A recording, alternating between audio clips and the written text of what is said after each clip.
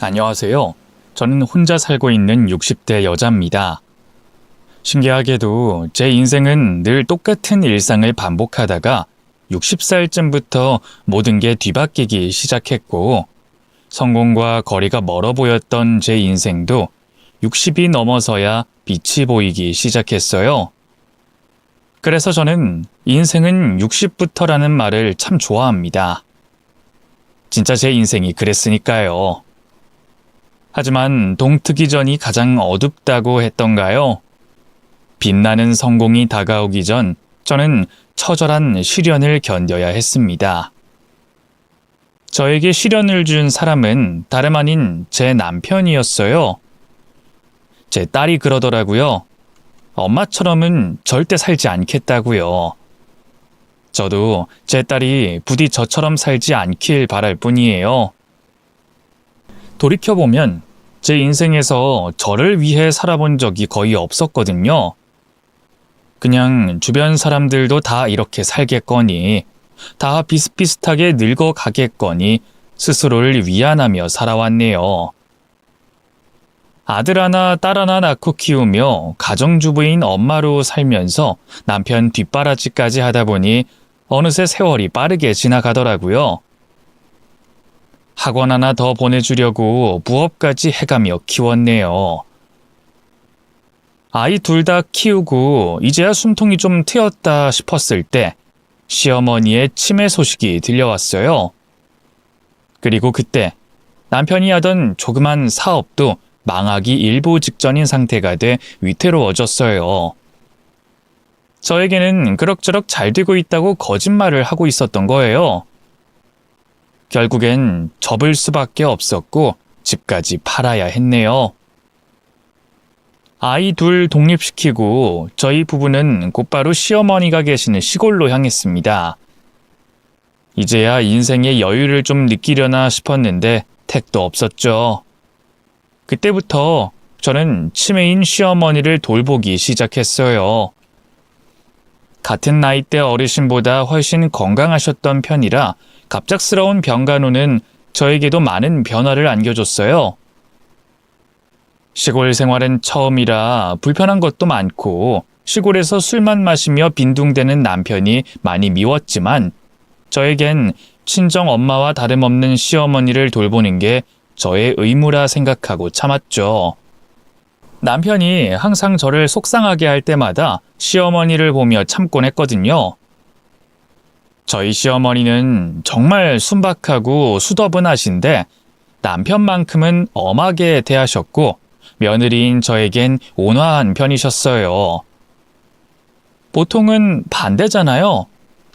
남의 자식은 함부로 할 수 없다는 게 시어머니의 신념이셨기 때문에 저를 항상 손님처럼 대해주셨고 저는 그 모습에 감동하게 되더라고요.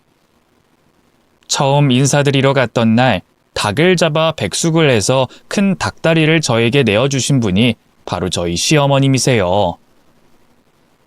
밥을 먹을 때 가장 살코기가 많은 부분을 저에게 선뜻 주시던 분이셨고 비싼 과일을 썩을 때까지 보관했다가 제가 방문하면 그제야 깎아서 내어주시던 분이셨어요. 그래서 시어머니가 아프다는 소식이 들려왔을 땐 제가 선뜻 돌봐드리겠다고 결심하게 됐습니다. 물론 그 결심을 후회할 때가 정말 많았죠. 평소에는 우리 예쁜 며느리밖에 없다는 말을 달고 사시다가도 갑자기 소리를 버럭 지르며 저에게 누구냐고 물어보며 나가라고 하실 때면 정말 가슴이 아팠습니다. 날이 갈수록 심해지셨고 합병증까지 오는 바람에 어머님은 점점 말라가셨어요. 그래도 가끔씩 정신이 돌아올 때마다 저에게 이런 말씀을 하셨죠. 우리 귀한 며느리가 나 때문에 고생을 하네. 그렇게 미안하시면 얼른 나으셔서 저랑 오래오래 사세요. 오래 살면 뭐해? 뭐 하긴요. 손주 시집장가 가는 거 보셔야죠. 걔네가 벌써 그렇게 컸어? 그럼요. 자주 보러 왔잖아요. 요즘 취업해서 돈도 벌고 얼마나 잘 살고 있는데요. 그때 정말 시어머니와 많은 추억을 쌓았네요. 함께 목욕탕도 가고 풍경 좋은 곳도 모시고 다니며 그동안 못해드렸던 것들을 해드리려고 노력했습니다. 더운 여름날 평상에 나란히 앉아 아이스크림을 먹는데 시어머니께서 저에게 양조장은 어쩌지? 하시며 걱정하시더라고요. 저희 시어머니는 평생을 술 담그는 일을 하며 사셨어요. 전통주를 잘 담그는 것이 저희 어머님의 자부심이었죠. 인생의 끝자락에 와서 어머님은 정리하지 못한 양조장이 걱정되셨나 봅니다. 그래서 제가 시어머니를 안심시키며 이렇게 대답했어요. 제가 잘 이어갈게요. 걱정 마세요. 예전에 어머님이 저 술 담그는 법도 잘 알려주셨잖아요. 그걸 이어서 해줄 사람은 우리 며느리밖에 없다. 알지? 양조장 이야기를 꺼내고 난 후 며칠이 지나 시어머니는 세상을 떠나셨어요. 며느리를 오랫동안 고생시키고 싶지 않으셨는지 어느 날 밤 깊은 잠에 빠지듯 그렇게 돌아가셨습니다. 모든 친척분들이 저에게 그동안 고생했다며 위로해 주더라고요. 정신없이 장례를 치르고 난 후 시어머니께서 가지고 계신 유산이 있다는 걸 알게 됐어요. 땅이었는데 그게 값어치가 꽤 오른 상태였더라고요. 그 땅의 주인은 자연스레 남편이 됐고 저희는 노후 자금을 제대로 마련하지 못한 상태였기 때문에 시어머니께서 남겨주신 유산이 너무 감사하게 느껴지더라고요. 하지만 남편은 그때부터 돌변하기 시작했습니다. 그 땅의 현존 가치가 20억 정도가 된다는 말에 남편은 바로 땅을 처분하고 며칠 동안 집에 들어오지 않더라고요. 그리고는 못 보던 스포츠카를 끌고 오더니 자식들까지 불러 모아 헛소리를 짓거렸습니다. 이제 나는 멋지게 살기로 했어. 평소 모습과는 다르게 머리도 미용실을 다녀왔는지 파마를 한 상태였고 옷도 요란스럽게 입고 왔더라고요. 이 인간이 늦바람이 들었나 싶어 한숨부터 나왔죠. 뭐 얼마나 멋지게 살려고 연락도 없이 돌아다니셨어? 인생 뭐 있어? 하고 싶은 거 실컷 하다 가는 거지. 당신도 이제 돌볼 사람 없잖아. 마음대로 살아. 대체 어딜 돌아다니는 거야? 끌고 온 차는 또 뭐고? 연락은 또 왜 안 받아? 이젠 속박받지 않기로 했어. 평생 아빠로서 남편으로서 역할만 하고 살았어. 이 정도면 충분했다고 생각해. 뭔 소리야?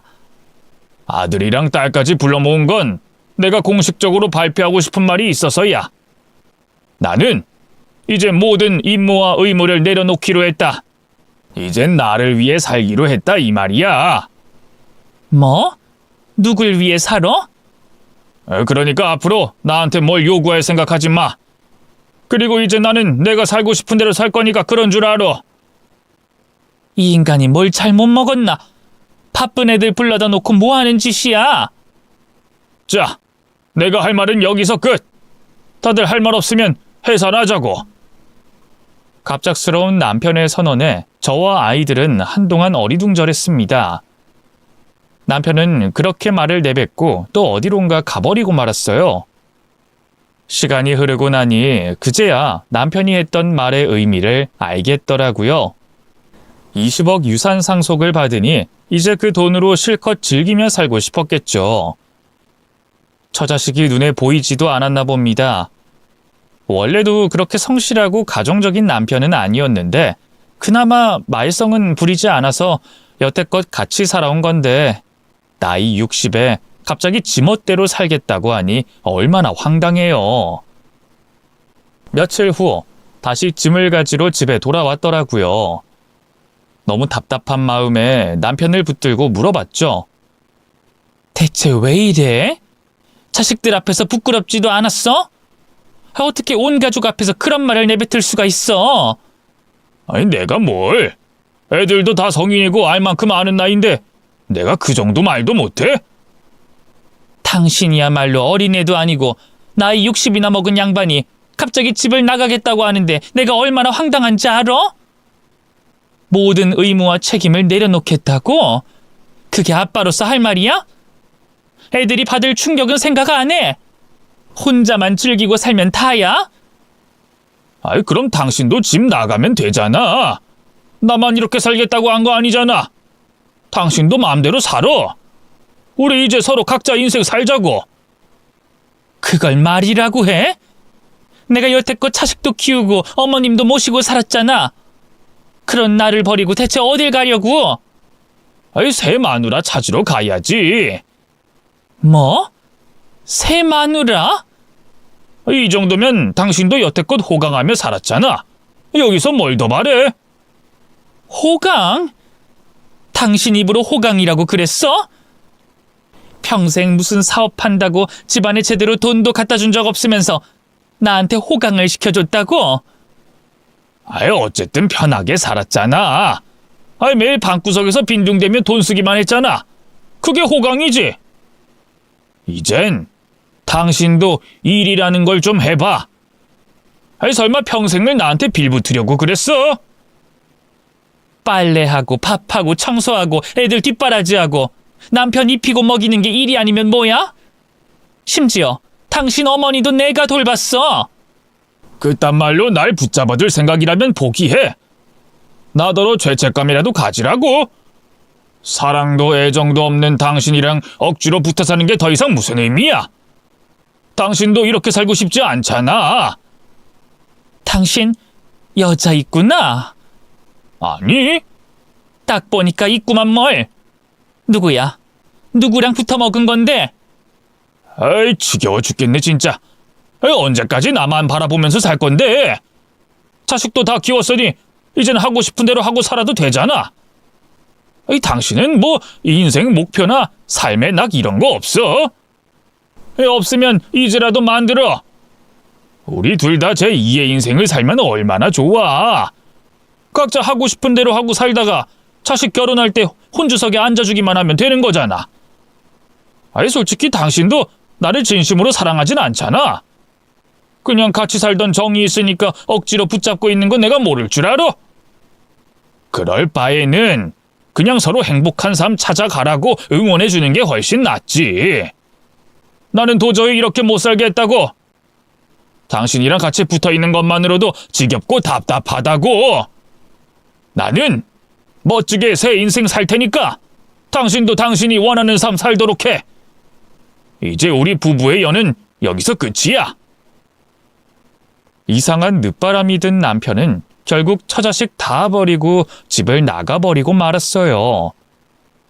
처음엔 그냥 혼자서 바람을 좀 쐬고 싶어서 저렇게 도발하는 거겠지 싶었는데 나중엔 정말로 이혼 서류까지 내밀더라고요. 앞으로 자식들 얼굴 어떻게 보려고 그러냐고 물었더니 자식들보다 본인 인생이 더 중요하대요. 아이, 자식놈들이 내 인생 대신 살아줄 것도 아니잖아. 하며 되려 큰 소리를 치더라고요. 졸지에 나이 60이 다 돼서 남편과 갈라서게 됐네요. 저도 적지 않게 충격받았지만 가장 상처를 받았던 건 제 아들과 딸이었습니다. 제 딸은 울면서 아빠와 인연을 끊겠다고 하더라고요. 자식도 나 몰라라 도망가는 아빠, 나도 필요 없어. 앞으로 아빠한테 연락 와도 나한텐 절대로 하지 마. 나는 이제 아빠라는 존재 잊고 살 거니까. 그리고 엄마도 보란듯이 멋지게 살아. 남자도 만나고 놀러도 가고 친구들도 만나면서 즐겁게 살면 되잖아. 엄마라고 뭐 희생만 하면서 살 필요 있어? 너무 순식간에 일어난 일이었기 때문에 실감이 잘 나지 않았어요. 노후에는 어떻게 살아야겠다는 구체적인 계획은 없었지만 그래도 함께 살아온 동반자니까 당연히 남편이 제 인생의 끝자락에도 함께 할 줄 알았습니다. 하지만 믿었던 남편이 저를 배신하자마자 제 인생은 갈 길을 잃게 되더라고요. 아들, 딸은 제가 걱정이 됐는지 수시로 와서 저와 시간을 보냈고 저는 남편의 행방을 알지 못한 채로 아픔을 견뎌야 했습니다. 그러던 어느 날 남편의 지인으로부터 연락이 왔어요. 그분을 통해 남편이 현재 새로운 여자와 살림을 합쳐 살고 있다는 것까지 알게 됐네요. 사정사정해서 그 주소를 물어 찾아가니 정말로 남편이 떡하니 새신랑이 돼 살고 있더라고요. 옆에는 젊고 예쁜 여자가 있었어요. 너무 화가 나서 고래고래 소리를 질렀네요. 결국엔 여자였어? 당신이 원하는 삶이라는 게 젊은 여자랑 사는 거였냐고? 갈라선 마당에 왜 뒤늦게 와서 행패야? 이 천박하긴. 뭐? 천박해? 천박한 건 당신이야. 혼자 무슨 자유를 찾아가겠다니 어쩌니 하면서 놔달라고 하더니 결국엔 새 살림 차리고 싶었던 거잖아. 그럴 거면 진작에 말하지 그랬어. 새 여자 생겼으니 그 여자랑 살 테니 놓아달라고 말해주지 그랬어. 아니, 내 인생 내 맘대로 살지도 못해? 구질구질하게 굴지 말고 당신은 당신 인생 살아. 반드시 벌 받을 거야.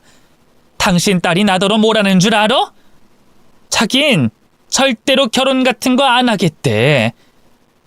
어차피 남편이랑 평생을 약속해도 갈라서는 게 부부인데 뭘 믿고 결혼하겠냐면서 자긴 평생 혼자 살겠대.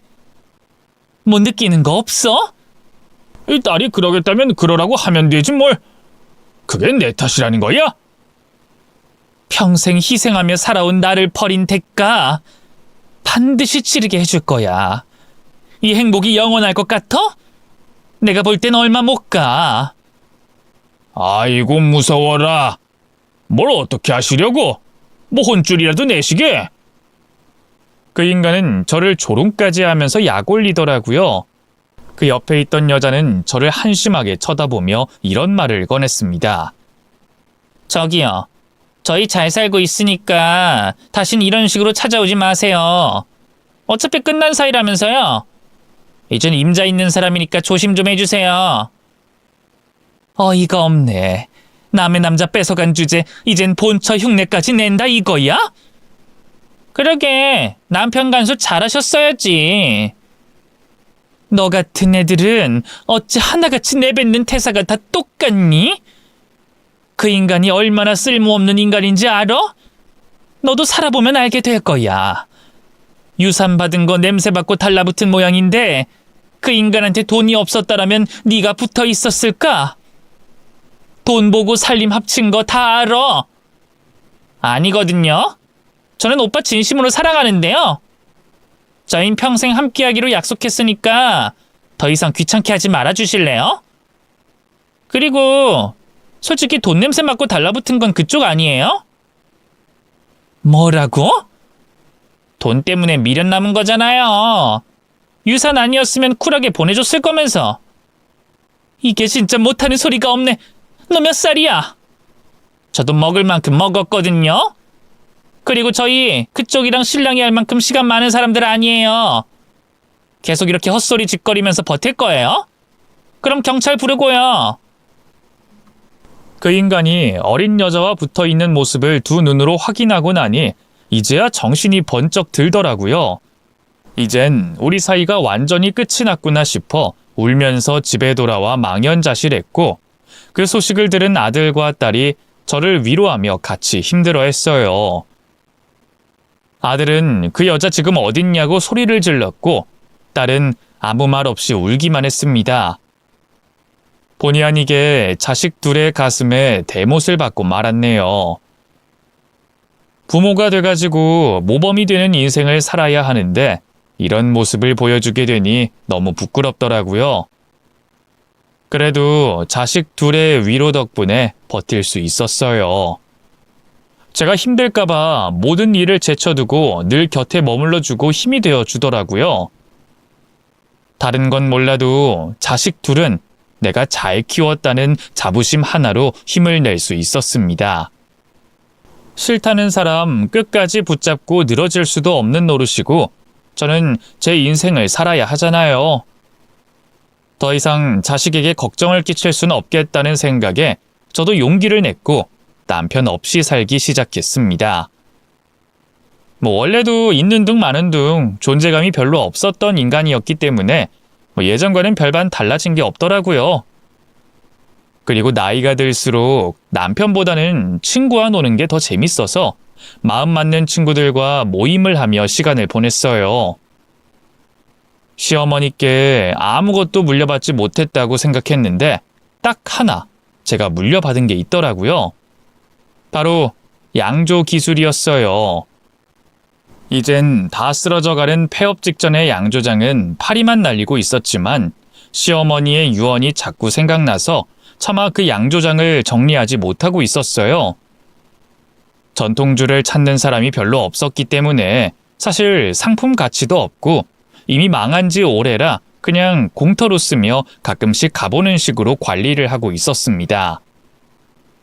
며느리가 양조 기술을 물려받았으면 하셨기 때문에 제가 시집을 온 후 시어머니가 일찌감치 제 명의로 해놓으셨는데 양조장이 망하면서 오랫동안 그 존재를 잊고 있었네요.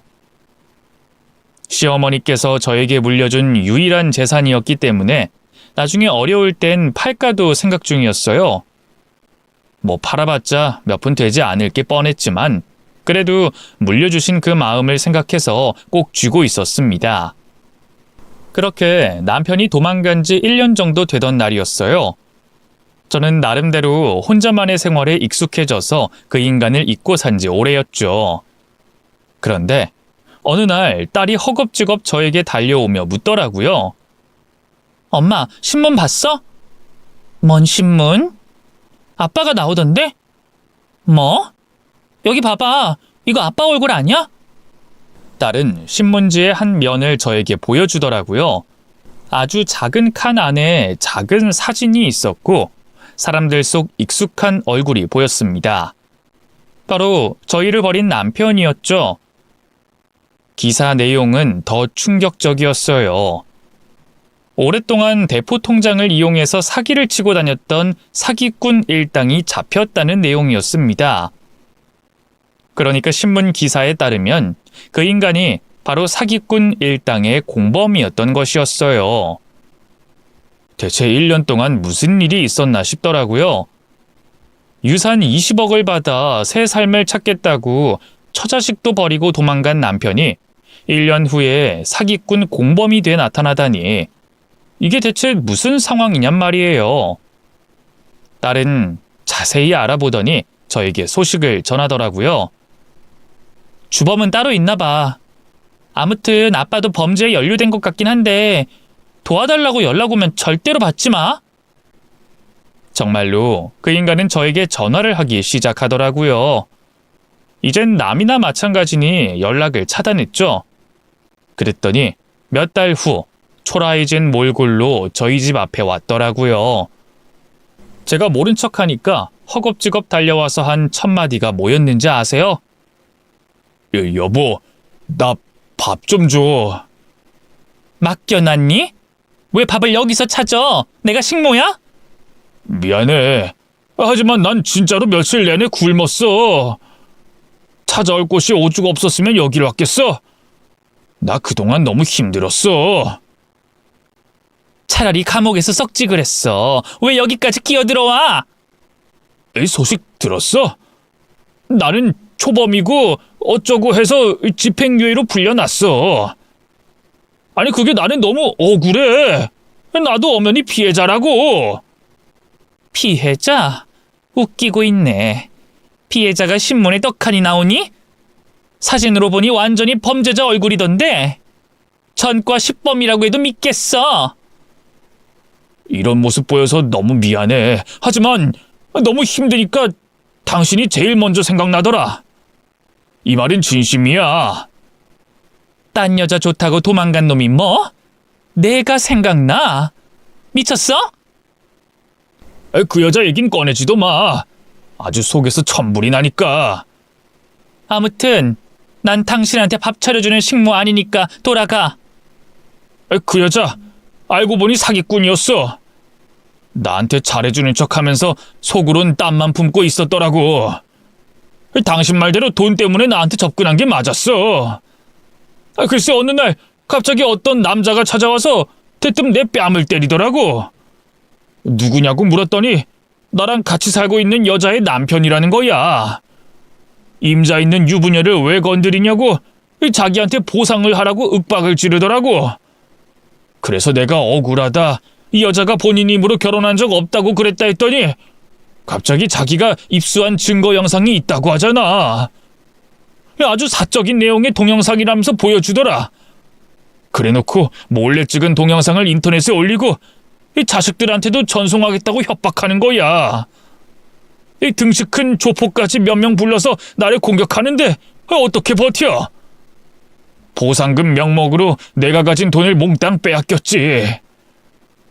가뜩이나 그 여자랑 살면서 집도 사고 선물도 사주고 가구까지 맞추느라 돈을 엄청 썼는데 그놈한테 보상금까지 줘버리니 순식간에 빈털터리가 된 거야. 그런데 그게 끝이 아니었어. 나더러 돈을 줄 테니 뭘 해달라고 시키는데 그게 사기 행각이었던 거야. 나는 어떻게든 잃은 돈을 다시 회수하고 싶으니까 그 사람들이 시키는 대로 할 수밖에 없었어. 나중에 돈 좀 달라고 하니까 다시 협박이 시작되더라고. 결국엔 헤어나올 수 없는 늪에서 혼자 허우적거리게 된 거지. 내 인생이 이렇게 망가지고 있는 줄도 모르고 진흙탕에 스스로 빠졌던 거야. 그 여자가 사기꾼이라는 걸 진작에 알았다면 난 절대 만나지 않았을 거야. 시작도 안 했을 거라고. 돌이켜보니까 모든 게 작전이었더라. 첫 만남도 협박도 명의 변경도 전부 치밀하게 짜여진 판이었더라고. 여보, 진짜 바보 같지만 이제야 깨달았어. 당신이랑 우리 소중한 아들, 딸 두고 떠난 걸 두고두고 후회하고 있어. 내가 많이 밉고 원망스러운 거 알아. 하지만 내가 돌아갈 곳이 여기밖에 더 있겠어? 당신 말대로 내가 벌 받았나 봐. 조광지처한테 평생 감사해야 하면서 살아야 했는데 내가 잠시 땀만 먹으니 바로 지옥 같은 일이 펼쳐지는 걸 보니 나는 당신 곁에 있어야 하는 사람인가 봐. 너무 한심해서 말도 안 나온다. 나라면 너무 부끄럽고 창피해서 여기 찾아오지도 못했을 텐데 기어코 여기까지 온 게 참 대단하네. 그 돈 다 뺏긴 게 자랑이야? 나이 60에 젊은 애들한테 약점 잡힌 게 아주 자랑이다. 미안해 여보. 내가 진짜로 정신 차렸어. 앞으론 당신만 바라볼 자신 있어. 그러니까 어머님한테 받은 20억 몽땅 잃어놓고 사기꾼 일당으로 신문까지 나와놓고 맨몸으로 조강지처한테 돌아와서 다시 받아달라고? 너라면 다시 받아주겠니? 가장 힘들 때 떠오르는 사람이 당신뿐인 걸 어떡해. 당신이 아니면 나를 누가 받아줘. 잠시 방황했던 건 내가 인정할게. 하지만 이젠 정말로 정신 차렸어. 새 사람 됐다고. 그래, 새 사람이 되겠다고 도망갔잖아. 멋지게 살겠다고 돈 들고 튀었잖아. 그럼 망해도 스스로 책임져야지. 나한테 진심으로 미안하면 내 앞에 나타나지 말았어야지. 나랑 내 자식 가슴에 대못 박아놓고 돌아와서 잘하겠다고 말 한마디 하면 다야? 헛소리 집어치우고 돌아가. 나더러 천박하다며 구질구질하다며 다신 찾아오지 말라고 내쫓아놓고 왜 당신이 날 찾아오는데? 내가 아주 우습지? 솔직히 인정할게. 나 당신이랑 살면서 너무 편했고 익숙했어. 그게 진정한 사랑인 줄도 모르고 마음속으로 방황했어. 하지만 이제 내 인생 노선 확실히 정했어. 당신만 날 받아준다면 내가 평생 책임질 수 있어. 비록 멀리 돌아왔지만 내가 정착할 곳은 당신이라는 걸 뒤늦게 깨달았어. 너무 늦어서 미안해. 누가 누굴 책임져? 네가 나를 책임진다고? 지나가던 개가 웃겠다. 돈 생기자마자 처자식 모두 버린 주제 땡전 한 푼 없으니까 만만한 곳 찾아온 거잖아. 내가 당연히 받아줄 거라 생각했어? 그래놓고 또 돈 생기면 도망가려는 건 내가 모를 줄 알아? 당신은 원래 그런 놈이야. 평생 같이 살아온 사람한테 고마워할 줄 모르고 틈만 나면 버릴 생각부터 하는 파렴치한 놈이라고. 나는 당신이 이렇게 될 줄 알았어. 어리고 예쁜 여자가 뭐가 아쉬워서 당신 같은 남자한테 다가가겠어? 돈밖에 더 있어? 목적이 있는 만남이었으니까 당연히 그렇게 끝나는 거지. 그럼 뭐 인생 제2막 열면서 새로운 사랑이 시작될 줄 알았어? 당신같이 늙고 못생기고 힘도 없는 남자를 누가 받아주겠어? 떨어져 지내니까 알겠더라. 내가 얼마나 못난 사람한테 희생하며 살았는지, 내가 왜 이렇게 힘들게 살았나 싶더라. 나도 이제 내 인생 새롭게 시작했으니까 간섭하지 말고 다신 찾아오지 마. 당신 없는 인생 난 너무 행복하거든? 내 인생에 껴들 생각하지 마. 평생 당하기만 할 줄 알았는데 그래도 그 인간을 내쫓을 기회가 생기니 한편으로는 속이 시원하다는 생각이 들더라고요. 그때 그 여자랑 있을 때 쫓겨난 게 너무 수치스러웠는데 나름 복수를 하게 됐네요. 저는 그 여자의 얼굴을 보자마자 사기꾼이라는 걸 단번에 눈치챘는데 그 인간은 몰랐나 봅니다. 솔직히 너무 뻔하지 않나요? 그걸 진정한 사랑이라고 믿었다니 멍청하기 짝이 없네요. 결국엔 다 털린 후에야 후회를 하더라고요. 정말 한심하지 않나요? 어떻게 그 돈을 1년이라는 시간 안에 다 써버릴 수가 있냐고요. 그것도 여자에 미쳐서 모든 걸 내어준 거잖아요. 그 얘기를 들으니 더욱더 그 인간을 상종도 하고 싶지 않더라고요. 그 인간에게는 불행이 찾아왔지만 저는 그맘때쯤 희망이 찾아오기 시작했어요. 파리만 날리던 양조장이 다시 가동을 하기 시작했는데요. 발길이 뚝 끊겼던 양조장에 대량 주문이 들어온 거예요. 알고 보니 인터넷에 입소문을 타기 시작하면서 단체 주문이 들어왔고 동시에 모 회사에서 협업을 요청하더라고요.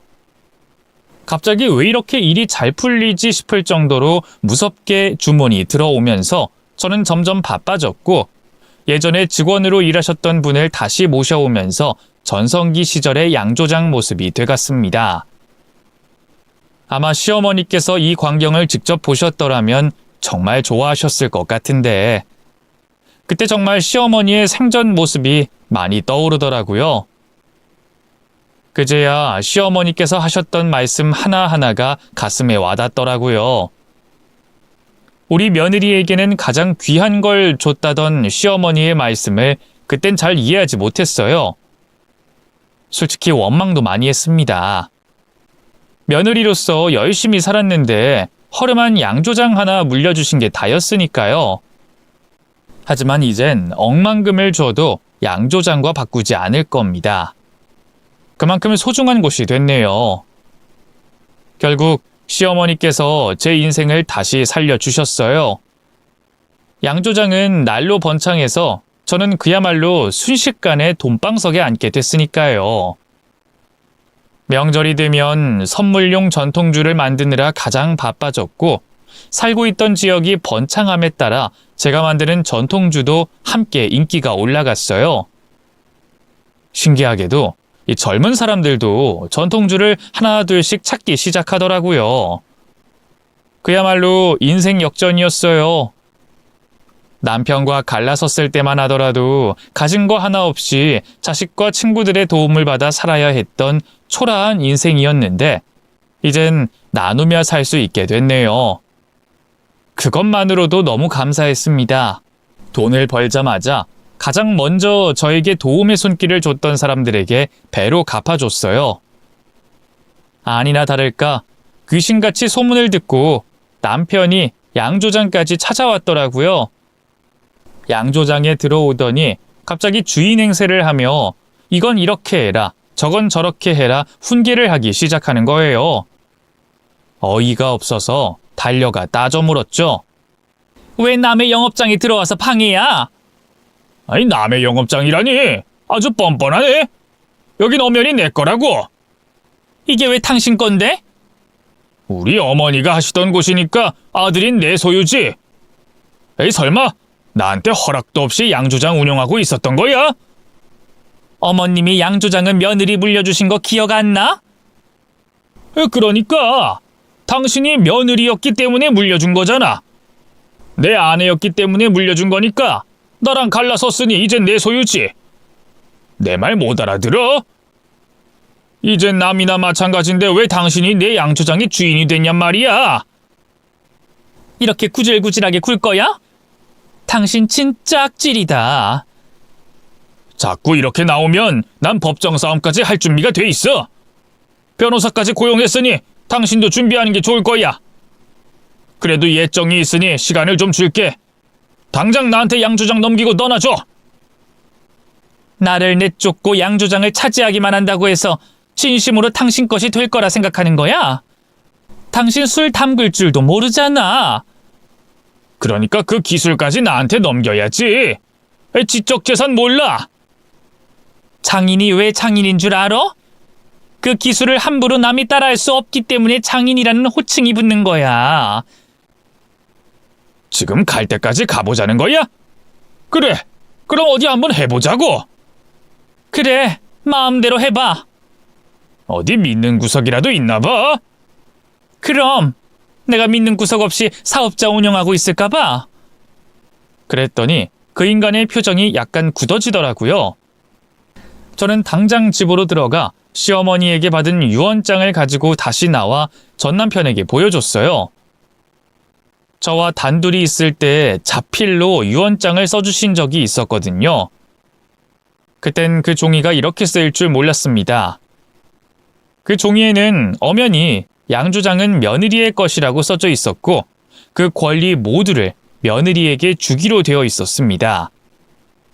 남편은 그 내용을 보더니 잠시 움찔하더니 갑자기 태도를 바꾸기 시작하더라고요. 아니 그러니까 이건 내 아내였을 때 이렇게 하기로 한다는 거잖아. 여기 내 이름 써져 있는 거 안 보여? 어머님이 나한테 직접 증여해 주신 거라고.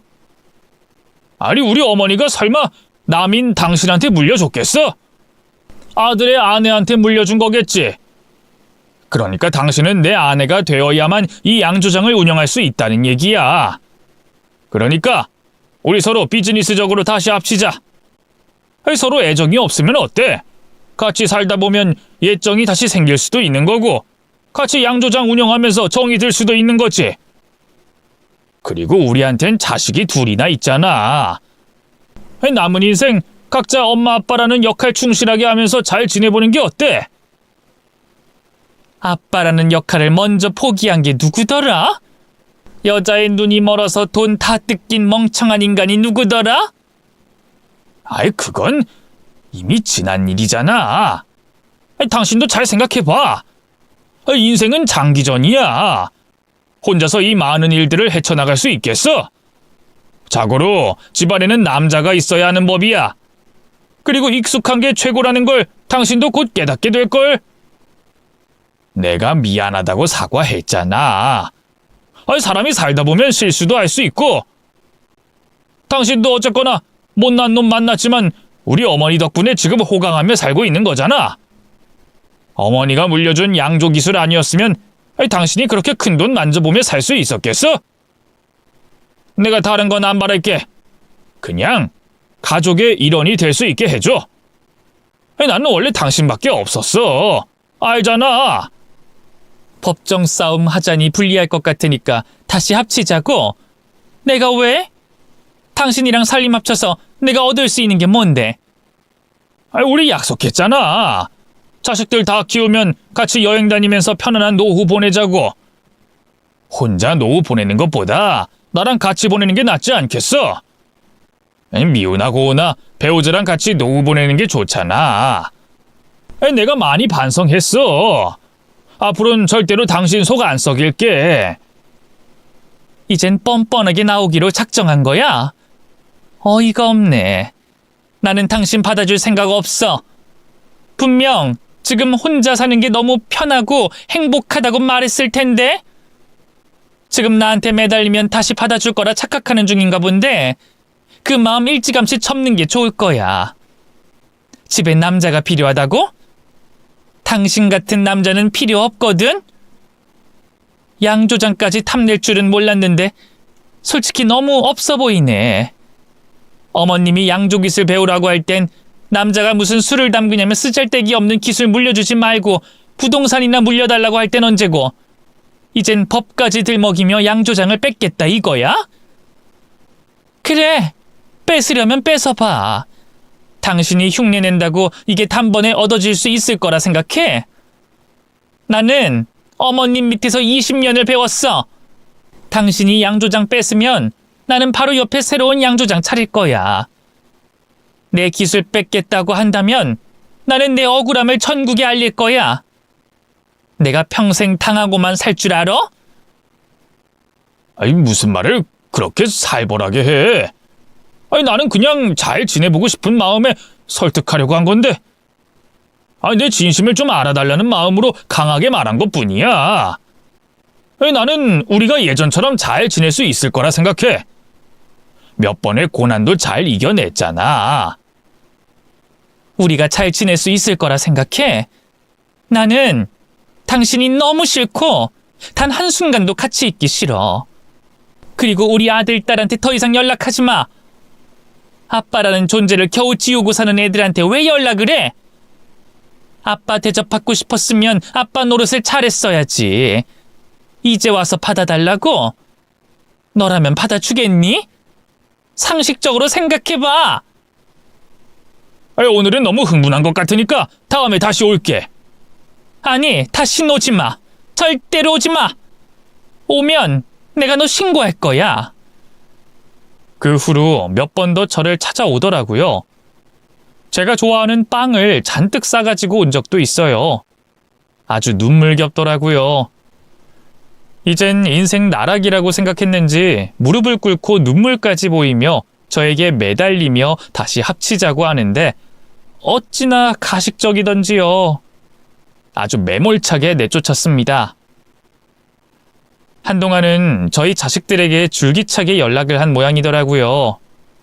제 딸이 저에게 흘리듯이 말했어요. 자꾸 연락 와서 용건만 말하라고 했더니 돈 꺼달라고 하길래 그따위로 살지 말라고 하고 끊었어. 그랬더니 문자로 미안하다고 하더라. 바로 차단했어. 이젠 하다하다 자식들에게 돈까지 꿔달라고 한 모양이더라고요. 그 인간이 그 정도까지 추락할 줄 몰랐는데 인간의 밑바닥을 보여주고 말았네요. 그래도 자식에게 한 소리 들으니 정신이 번쩍 들었는지 다신 연락을 하지 않더라고요. 듣기로는 어디서 막리를 구해서 먹고 산다는 말까진 들었는데 확실하진 않아요. 이제는 워낙 남보다 못한 사이라서 소식을 듣고 살지도 않게 됐어요. 무소식이 희소식이다 하는 심경으로 신경 쓰지 않고 살다 보니 어느새 제 인생에서 점점 지워지더라고요. 한때는 평생을 약속한 사람이었는데 이렇게 허무하게 지워지네요. 둘이 보내게 될 줄 알았던 저의 노후를 어쩌다 보니 홀로 보내게 됐지만 심심하진 않아요. 제 주변에 친한 친구들도 많고 혼자 지내는 사람들도 많거든요. 꼭 남편이 아니더라도 가족 같은 이웃이 존재한다는 것 자체가 저로서는 감사할 따름입니다. 양조장을 운영하고 지인들과 시간을 보내느라 사실 심심할 틈이 없네요. 정말로 60부터 새로 시작됐어요.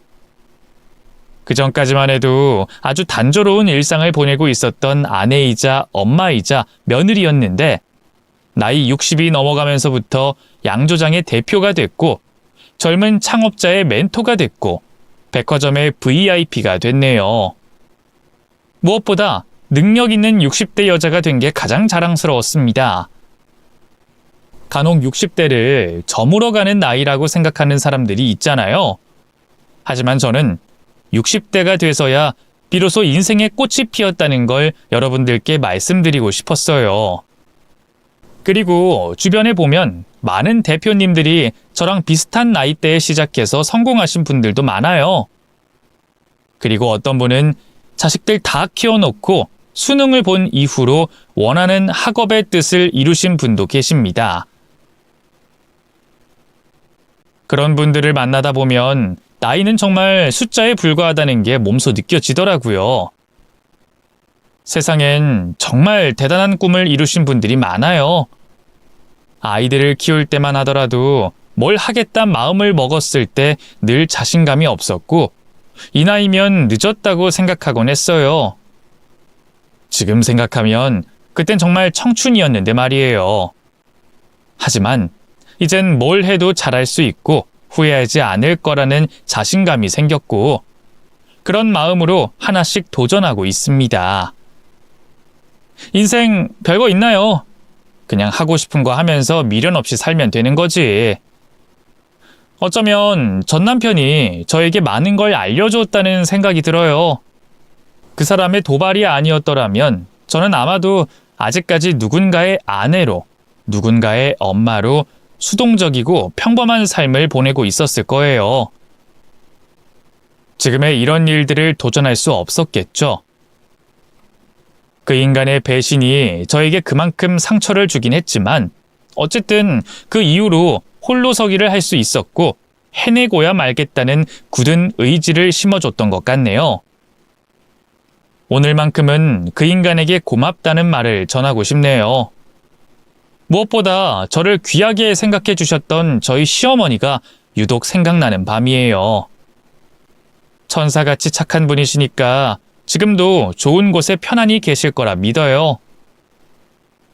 시어머니의 유언에 따라 저는 제 임무를 열심히 수행하는 인생을 살아갈 것 같아요. 적어도 언젠가 시어머니를 다시 만났을 때 부끄럽지 않게 살다가 왔노라고 말씀드리고 싶습니다. 정말 인생은 알다가도 모르는 것 같아요.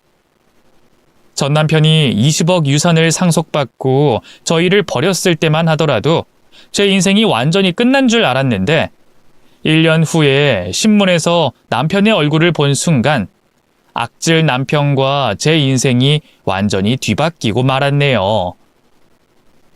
20억이 있었던 남편은 지금 빈털터리인 채로 살고 있고 빈털터리인 채로 버림받았던 저는 지금 넉넉한 노후를 보내고 있다니 정말 신기하지 않나요? 어쩌면 인과응보라는 말이 진짜로 인생에 적용되는 것 같기도 합니다. 이래서 사람은 착하게 살아야 하나 봐요. 저는 여태껏 이뤄놓은 것들을 지키기 위해 열심히 노력하며 살아갈 계획이에요. 주변에서는 다들 이젠 좀 쉬면서 적당히 즐기라고 하는데 저는 지금 이게 즐기는 거라고 대답하곤 합니다. 지금도 도전하고 싶은 일들이 너무 많아요. 단 한 번뿐인 인생 끊임없이 즐기며 살아보려고요. 모든 일은 마음먹기 달렸다는 말을 여러분들께 꼭 전해드리고 싶었어요. 나이가 너무 많다고 생각해서 도전하지 못한 것들이 있다면 오늘 당장 시작해 보셨으면 좋겠어요. 제가 아는 분이 그런 말을 하더라고요. 나이 때문에 못하는 건 아동복 모델밖에 없으니 그것 말고는 다 도전해 보라고요. 그 말이 저에겐 정말 위안이 되더라고요. 늦은 나이에 이혼을 해본 경험자로서 말씀드리자면 혼자 사는 것도 괜찮습니다. 나름의 행복과 재미가 있어요. 장난삼아 친구들에게 나는 재혼 말고 다 해봤으니 내가 인생 선배라고 말하고 다니네요. 아무튼 저의 인생 이야기를 통해 여러분들이 용기를 내셨으면 좋겠습니다. 제 응원이 여러분들께 부디 전달이 됐으면 좋겠네요. 항상 건강하시고 행복하시라는 말씀 전하면서 저는 이만 물러나겠습니다. 지금까지 사연 읽어주셔서 감사드립니다.